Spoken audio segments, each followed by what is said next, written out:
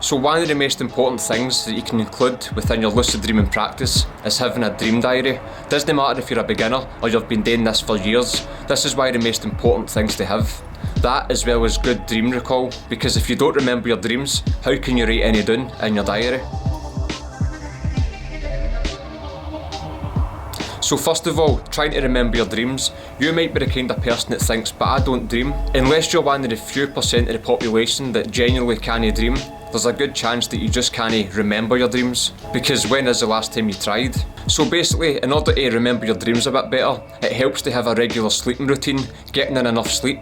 That's important for two reasons. The better sleep you get, maybe 7 to 9 hours, I personally find if I go more than 9 hours, I feel more tired when I'm awake. But having this good consistent sleeping routine, you wake up feeling a wee bit more fresh, therefore you can remember your dreams. Also, it's important to include this, that roughly every 90 minutes you enter your REM period, which is usually where most of your dreams happen. So the longer that you're actually sleeping, the more REM periods you're getting. They start off quite small, maybe 5-10 minutes, then the next REM period will be a bit longer.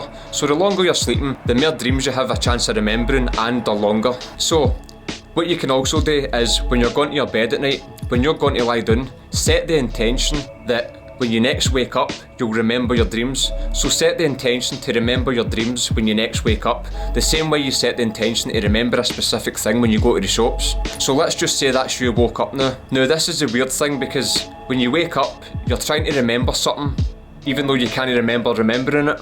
But just do your best, even if it's the most mundane, boring dream that you've ever had. Write it down, because that sentence on your dream journal, that will turn into a paragraph, and eventually the paragraphs will turn into pages that you can eventually look over and spot dream signs or reoccurring dream signs that help you become lucid. I personally like to write it down on a bit of paper or a notepad, or again a diary of some sort, because I've had apps on my phone in the past, and when I go to check it, all of a sudden the app's disappeared. It's maybe the company's went down, or I've deleted it by mistake, and you've basically deleted a whole catalogue of dreams and all these built up dream signs that you've collected over the years or the months. Don't be embarrassed about having a dream journal. I mean, nobody's ever going to see it. I understand that when you've got a diary, you're scared of people finding out your innermost secrets, but this is a dream diary. You don't need to take it to work where you're renting. It's beside your bed, and who's going to slag you? You'd had a dream that you were smoking a joint with a horse. I never dreamt I was smoking a joint with a horse. How dare they? It doesn't matter. I mean, it's just you're the one that's going to look at it. The dreams, you're not really in control of what you dream about, do you know what I mean? So anyway, when you're writing down your dreams, after you have maybe 5 or 10, you'll start to notice reoccurring dream signs, which is basically things that happen quite often in your dreams that usually should indicate that you're dreaming. You could dream that you're with a particular person that you don't see anymore, or a particular person that's not here anymore.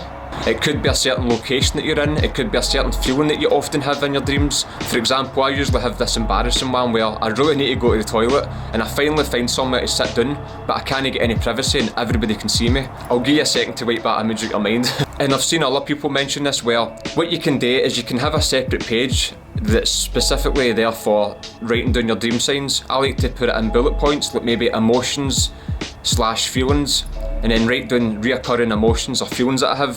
For example, I sometimes have dreams where I'm terrified and I'm frozen with fear that I'm going to fall because I'm kind of scared of heights. So I'm up this building or whatever, and I'm terrified, or again I'm embarrassed. I've had dreams that I've sometimes argued with people that I never argue with, and it's this anger rushing through me. So I'll write them down, as well as a very common one that I sometimes get. I have this dream where I'm really frustrated because I'm trying to do something that's so simple to do. I'm maybe trying to take a picture and I'm trying to fix something, but for some reason I can't quite do it, or I'm trying to take a picture and then my phone runs out of battery, and then I'm getting stressed, I'm getting frustrated. I mean, it's hard to explain a feeling sometimes, but I know what they are, so I write them under the feelings, emotions, dream signs, and then under that it could be people that you see, places that you're in, time periods. You could hear certain types of music in your dreams that you never hear when you're awake. The more dream signs you have, the more chance you've got of recognising them when you're next dreaming. Now again, even though you might have a whole page full of different dream signs to look out for, that doesn't mean to say when you go to bed that night and you dream of one of these things, you're instantly going to become lucid. Nothing in life's that easy. You still need to put in the hard work. By being mindfully aware of what you're doing and actually taking notes of these things, you're technically training your brain into a better position for it to be successful.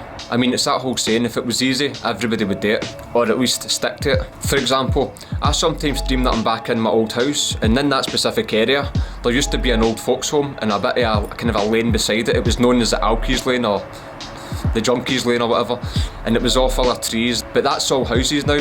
Whereas when I dream that I'm back there, it still looks the way it used to look. You would think I would notice that's a dream. Now, I've wrote that down in my dream diary loads of times in the past, and especially now, I've actually had a dream of this other day, and I've wrote it down again just in case, but never once has that made me become lucid. Sometimes, as I said, it's ones that just pop up unexpectedly that you've never wrote down before, and then that becomes your dream sign. Like me with the frustration or the embarrassment thing or whatever. But again, you need to put in the work in order for them to happen. Another wee thing that I thought I'd add in as well, I'm sure I've seen other people mention this, is see when you're looking back at your dreams, what you can do is you can have like a kind of a key section where you can, for example, if you're dreaming of, say, let's just say emotions, if I've got embarrassment, anger, frustration, I'm scared of heights.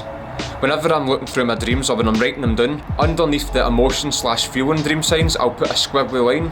And if it's a person or I meet somebody that I don't usually see anymore, if it's like a dream character as being the dream sign, I'll put a circle in it. So whenever I'm looking back here the pages, I can see where all the dream signs are. I mean, you come up with your own kind of style. You could highlight it in a different colour, so that you're not having to read out the whole dream. You're kind of reminding yourself of all dream signs that you might have forgotten about. Again, the more ammo you have, the more chance you've got at fighting. So that's basically it. But I also want to add this in as well. For example, if you see somebody quite often in the dream, like I usually dream that I'm with a specific person from my childhood, like a childhood friend.